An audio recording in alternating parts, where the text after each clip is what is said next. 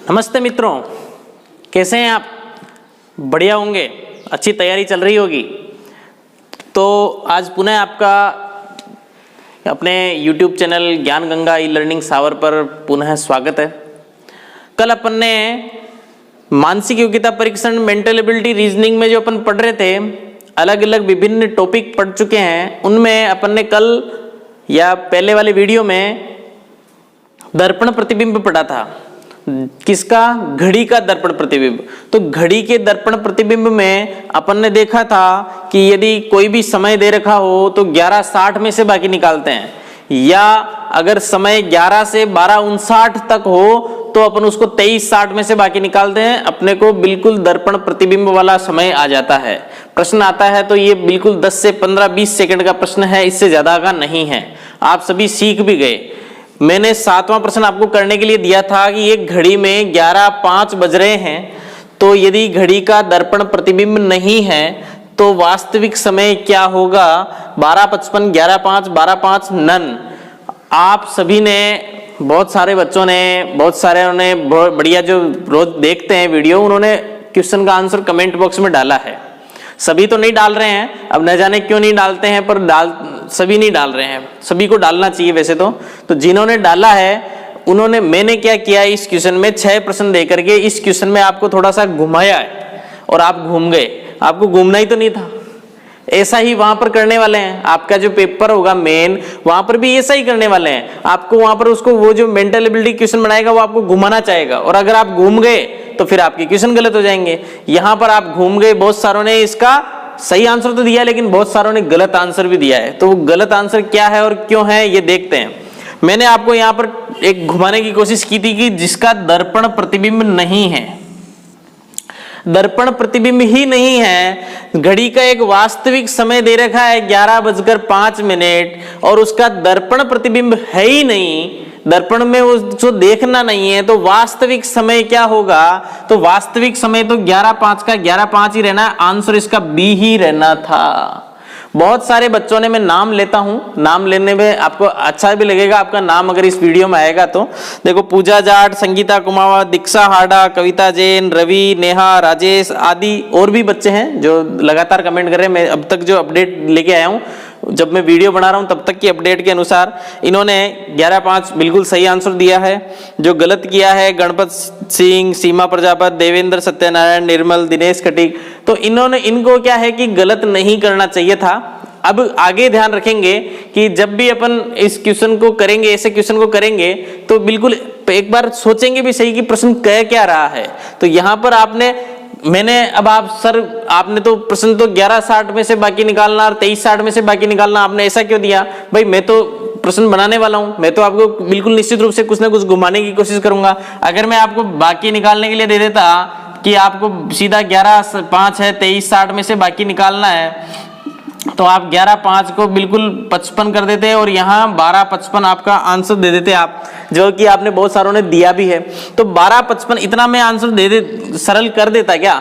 अगर ये सरल हो जाता ना तो आप आराम से 12:55 निकाल ही लेते। लेकिन 11:05 देने में आपकी, मैंने मानसिक योग्यता का परीक्षण किया कि आप प्रश्न को कितना एकाग्र होकर के पढ़ रहे हैं। मेन ये चीज है कि आप प्रश्न पे ध्यान दे रहे हैं कि नहीं दे रहे हैं। बहुत सारों ने, जिसने 12:55 किया है, मेरे हिसाब से उन्होंने क्या किया, केवल 11:05 को देख करके और आंसर कर दिया। पेन कॉपी लेके बैठ गए, बहुत अच्छी बात है, लेकिन 11:05 को देखा कि सर ने 11:05 बताया है, 11 बजे के बाद का टाइम है, 23:60 में से बाकी निकाल दो, काम हो गया। अरे भाई, प्रश्न यहीं खत्म नहीं हुआ, प्रश्न यहां तक पढ़ना है, बस मैंने इसीलिए ये प्रश्न दिया है। अब आगे इस गलती को दोहराएंगे नहीं। प्रश्न को पहले पूरा पढ़ेंगे, कोई सा भी प्रश्न, कोई सा भी टॉपिक हो, प्रश्न को पहले पूरा पढ़ना है, पढ़ने के बाद अपने को क्वेश्चन करना है। पढ़ जो लेते हैं ना आप एक बार भी, तो आपको समझ में आ जाता है कि भाई ये प्रश्न का आंसर क्या है। आगे बात समझ में? तो इसका आंसर आपका केवल और केवल क्या होगा? 11:05। बाकी निकालने का होता तो मैं निश्चित रूप से पहले देता, बाकी आपको आती है। अगर इसका ये दर्पण प्रतिबिंब होता या दर्पण प्रतिबिंब पूछा गया होता तो आप निश्चित रूप से 23:60 में से बाकी निकाल करके 12:55 इसका आंसर ले आते। तो दैट्स इट, बढ़िया, समझ में आ गया होगा। अब आज चलते हैं अपन जो नेक्स्ट, इसी घड़ी से ही संबंधित एक और टॉपिक है आपका। किसी का कमेंट आया था कि सर आप वाटर मिररिंग नहीं पढ़ाएंगे क्या, जल प्रतिबिंब नहीं पढ़ाएंगे क्या? तो तो मैं जल प्रतिबिंब को लेके आया हूं। एक छोटा सा टॉपिक है, एक सूत्र से बताऊंगा, बहुत सरल टॉपिक है, बहुत छोटे से वीडियो के अंदर और बहुत इजी गोइंग आपके समझ में आने वाला है। तो जल प्रतिबिंब, अब यहां पर थोड़ा सा आप कंसेप्ट को समझ लीजिए कि है क्या। देखो एक घड़ी है, ये घड़ी 12, 6, 3, 9 यही होता है इसमें टाइम। इस घड़ी का अगर अपन दर्पण प्रतिबिंब जो कि अपन ने कल पढ़ा था वो बनाए तो यहाँ पर 2 को उल्टा कर देंगे, ये 6 भी उल्टे हो जाएंगे, ये 3 भी उल्टे हो जाएंगे और ये 9 भी उल्टे हो जाएंगे। तो ये जब अपन इसको बिल्कुल 3 इधर आ जाएंगे, सॉरी 3 इधर आ जाएंगे और 9 इधर आ जाएंगे और 6 यही का यही रह जाएगा। तो ये जब अपन इसको उल्टा करेंगे, घड़ी का जब दर्पण प्रतिबिंब बनाया जाता है, इस घड़ी का जब दर्पण प्रतिबिंब हम बना रहे हैं तो इसका बायां भाग दाईं ओर और दायां भाग बाईं ओर, जैसे सोच कर देखना कि जैसे ये घड़ी है, मैं इसको देखो, मेरे समझाने का तरीका ऐसा हो सकता है पर ये सही है, समझ के देखना एक बार। मैंने तो ये बनाई है, आप इसको ऐसे, मैं इसको उठा करके ऐसे चिपका रहा हूं, देखो आप यहां से उठाया और यहां चिपका दिया तो ये 9 ऐसा कैसे यहां चिपक गया, 3 ऐसा कैसे यहां। तो दायां भाग जो है इसका ये इधर बायां हो जाएगा, इधर का जो बायां भाग है ये दायां हो जाएगा। समझ में आ गई बात। ये होता है दर्पण प्रतिबिंब में, तो जो कि अपन ने कल किया था, ये केवल समझाया है। सूत्र तो आपकी वही 11, 60, 23, 60 ही लगेंगे। आज बात आती है कि आपका जल प्रतिबिंब, जल प्रतिबिंब हमेशा नीचे बनता है। अपन कभी कोई नदी के किनारे खड़े हैं, नदी के किनारे खड़े होकर के अपनी परछाई देखते हैं तो अपने को क्या दिखता है, कैसे दिखता है, ये कभी सोचा है आपने? बस वही, अगर वो समझ में आया हुआ है तो ये कंसेप्ट यहाँ पर क्लियर है कि जब भी अपन जल में प्रतिबिंब देखते हैं तो जो ऊपर वाला और नीचे वाला जो भाग है ये चेंज हो जाते हैं। क्या हो जाते हैं? 12 वाला तो 12 तो नीचे आ जाएंगे और 6 ऊपर आ जाएंगे। इसमें 3 और 9 दायां और बायां भाग इसमें चेंज नहीं होता है, ये ध्यान रखना। अपन जब नदी के किनारे खड़े होकर देखते हैं, अपनी परछाई देखते हैं तो अपने को पहले अपना सिर दिखता है, फिर पैर दिखते हैं। पहले सिर फिर पैर, तो मतलब सिर तो नीचे हो जाएगा और पैर ऊपर हो जाएंगे। और दायां भाग, जो दायां हाथ है उधर भी दायां ही रहेगा और बायां भाग बायां ही रहेगा। आंख दाईं रहेगी, बाईं आंख बाईं रहेगी। ठीक है, तो ये जल प्रतिबिंब में दर्पण प्रतिबिंब से थोड़ा उल्टा होता है, ध्यान रखने की बात यही है। ये दर्पण है और ये जल है, तो जल में चेंज क्या हो जाता है? ऊपर वाले भाग नीचे हो जाता है और नीचे वाला भाग ऊपर हो जाता है। ठीक है, अब मैं आपको समय की भी गणना करके बता देता हूं। जैसे घड़ी में 12 बज रहे हैं, कितने बज रहे हैं? 12 बज रहे हैं फिक्स। कितने बज रहे हैं? 12 बजे हैं। अगर इसको अपन जल प्रतिबिंब में देखेंगे तो जस्ट क्या हो जाएगा? 12 नीचे है ना, ये घड़ी की सुइयां कैसे आ जाएगी? ऐसे आ जाएगी। ऐसे आ जाएगी कि नहीं आएगी? घंटे और मिनट की सुई आएगी कि नहीं आएगी? ऐसे आने का मतलब क्या हो गया? टाइम कितना हो गया? 6:30 हुआ कि नहीं हुआ? 12 तो ऐसे बज रहे हैं। और अगर इसी को ही अपन मैंने इसको उठा करके इसे चिपका दिया, बिल्कुल इसको उठा कर क्या कर दिया? ऐसे चिपका दिया ना, तो ये क्या बज गए आपके? 6:30। क्योंकि यहाँ पर 12 तो है लेकिन समय, वास्तविक समय वहां पर क्या होता है? 6 ही होते हैं ना वहां पे। तो कितने बज गए ये? 6:30। बिल्कुल 6:30 समय हो जाता है, जबकि यहाँ कितना बज रहा है? 12। बस इसी अंतर को अपने को समझना है और क्वेश्चन को हल करना है। अब ये केवल एक समझाने की बात थी, क्वेश्चन को तो आपको जैसे मैं बताऊंगा ना वैसे ही करना है। तो पहला प्रश्न आपको इसको मिटा करके लिख देता हूं कि जल प्रतिबिंब में किस प्रकार से प्रश्न बनता है। तो पहला प्रश्न आपका है, यदि घड़ी में 5:23 बज रहे हैं तो जल प्रतिबिंब, प्रश्न आ गया जल प्रतिबिंब। भाई यहां पर प्रश्न पूरा पढ़ना।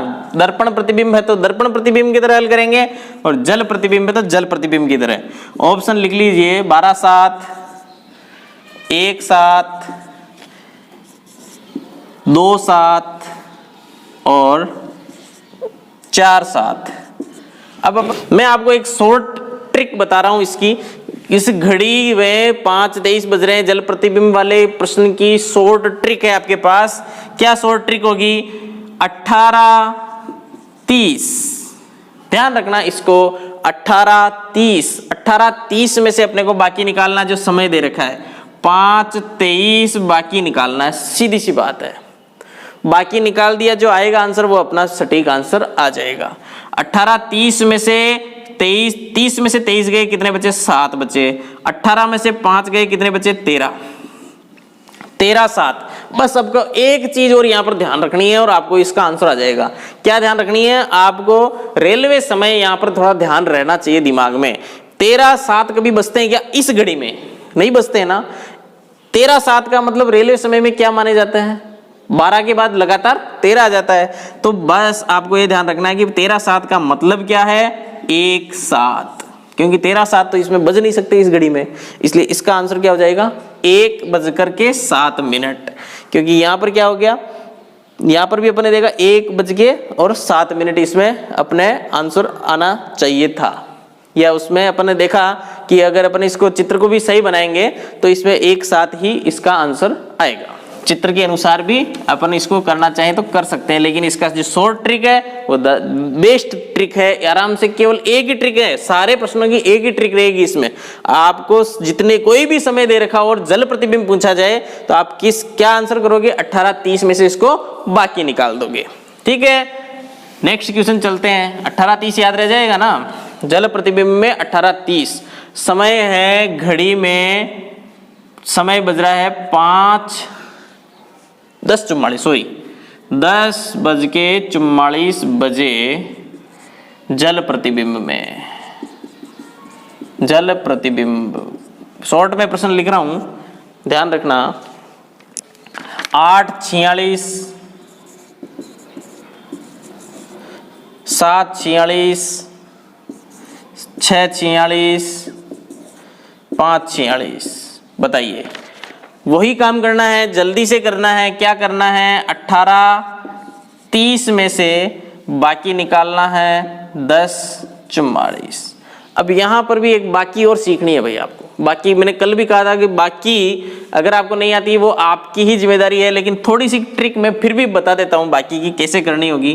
देखो, पहला साधारण सा जो तरीका है वो अपन यही यूज करते हैं कि जब 30 में से 44 बाकी जाएंगे नहीं ना, जब मिनट का मामला हो, मिनट की जोड़ बाकी हो, घंटे मिनट की जोड़ बाकी हो, तो इधर से 1 घंटा उधार लेते हैं, तो मतलब 1 घंटे का मतलब 60 मिनट।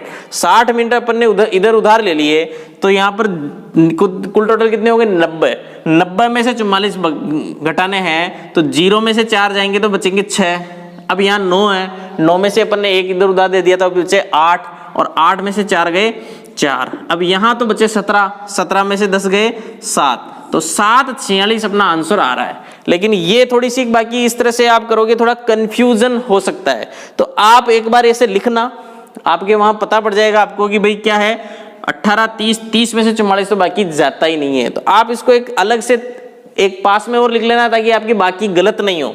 कैसे लिखोगे? जब 18:30 है तो आपको 18:30 की जगह इसको क्या लिखना है? यहां से तो 1 घंटा कम करेंगे तो लिखना है 17, और 30 है, 30 की जगह अपन 60 मिनट इसमें जोड़ रहे हैं तो 60 में लिखेंगे अपन इसको 90। 17 90 में से 10:44 घटा देना, सीधा आपको आसानी से घट जाएगा। 10 में से 4 गए, बिल्कुल 6 बचेंगे, और यहाँ 8 में से 4 गए 4 बचेंगे, और 17 में से 10 गए 7 बचेंगे। 7:46 इसका आपका आंसर आ जाएगा।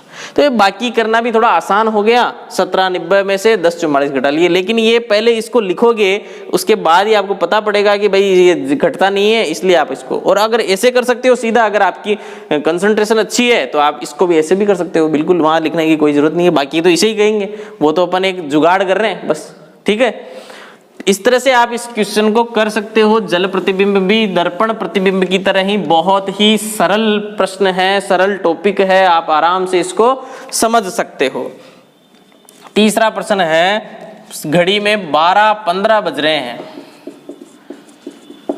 तो वही जल प्रतिबिंब, जल प्रतिबिंब क्या होगा? आराम से आप बता सकते हैं। ए ऑप्शन है 5:15, बी ऑप्शन आपके पास है 4:15, सी ऑप्शन आपके पास है 6:15, और डी ऑप्शन आपके पास है नन।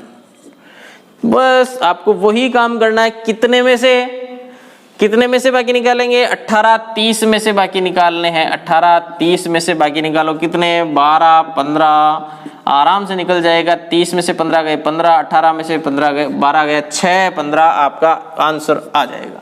कुछ भी आपको चित्र नहीं बनाना, कुछ भी नहीं करना है, केवल आपको ये काम कर लेना है, केवल बाकी निकालना है, आपका आराम से आपको आंसर आ जाएगा। एक प्रश्न और देख लेते हैं।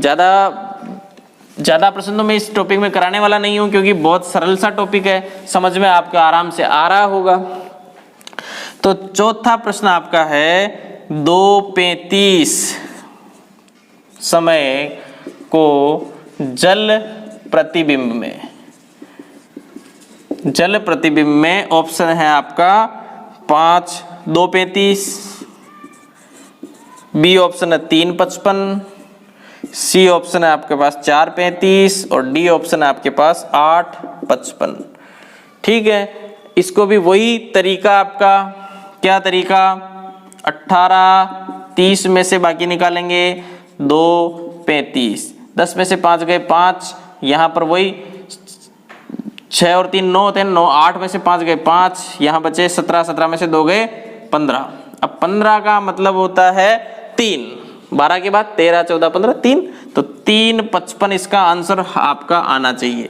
आप दूसरे तरीके से भी जो मैंने बाकी सिखाई थी, 17 90 में से 2:35 बाकी निकालना है। 10 में से 5 गए 5, यहाँ 8 में से 3 गए 5, 17 में से 2 गए 15, 15 का मतलब 3:55। कहने का मतलब आप दोनों तरह से बाकी आपके हिसाब से आप कर लीजिएगा, कोई दिक्कत नहीं है, पर आंसर इसका क्या आ रहा है? 3:55 ही इसका आंसर आएगा। ठीक है, तो ये 4 प्रश्न मैंने आपको करवा दिए हैं, आप अच्छी तरह से इनको समझ गए होंगे। कोई दिक्कत हो तो आप कमेंट बॉक्स में जरूर डालेंगे, मैं आपको और समाधान कर दूंगा। कोई दिक्कत होगी तो, अभी तक तो हुई नहीं है, अब होगी तो देखेंगे। घड़ी में 12:59 बज रहे हैं, तो जल प्रतिबिंब में कितने बजेंगे? ऑप्शन लिख लीजिए, 2:39, 5:31, 1:31, 2:31। ये 4 ऑप्शन आपके पास है और ये वाला प्रश्न आपको ही करना है। जल प्रतिबिंब का ये अच्छा प्रश्न है, सरल प्रश्न है, और आपको एक मात्र सूत्र बताया, 18 30 में से बाकी निकालना है। अब आप इसको प्रश्न को अच्छी तरह से करके और कमेंट बॉक्स में डाल देना, आपका आंसर मैं चेक कर लूंगा। नेक्स्ट वीडियो आएगा आपका अच्छा सा कोण वाला, और बहुत बढ़िया टॉपिक चलेगा, वो बहुत इंपॉर्टेंट, वहां से प्रश्न बनता ही बनता है। हर प्रकार के एग्जाम में जहां भी मेंटल एबिलिटी आती है वहां पर वो प्रश्न बनता है। तो कोण अपन अच्छी तरह से सीखने वाले हैं। अच्छा लंबा और बड़ा वीडियो आएगा आने वाला, और इम्पोर्टेंट वीडियो आएगा। ये भी इम्पोर्टेंट था, सरल था, और अच्छी तरह से आपको समझ में आ गया होगा। तो बढ़िया, धन्यवाद, और आगे से आगे बढ़िया मेहनत करते रहो। तब तक के लिए धन्यवाद।